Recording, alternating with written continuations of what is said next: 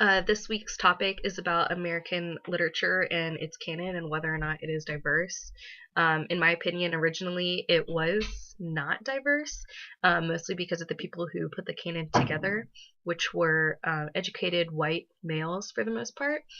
And to be educated at the time, it meant that you probably had some wealth, or someone who had wealth to put you through school because school wasn't free.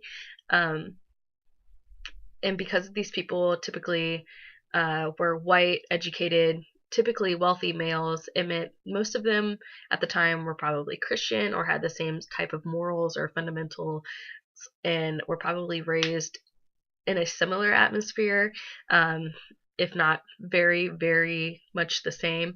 And so they didn't have very diverse upbringings themselves. And so what America meant to them probably wasn't what it meant to all the minority groups.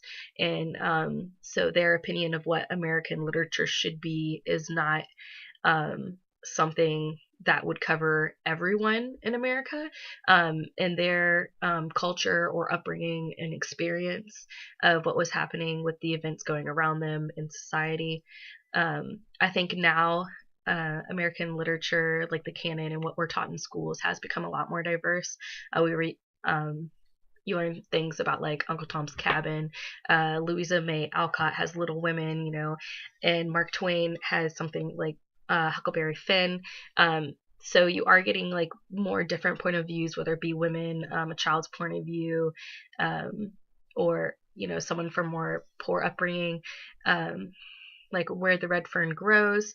That's someone who, didn't have very much growing up as a story. I think our story contents differ in diversity more so than the authors, because typically our authors are still white men or women, but mostly men. And even though the authors maybe not be as diverse, the content of their literature is more diverse.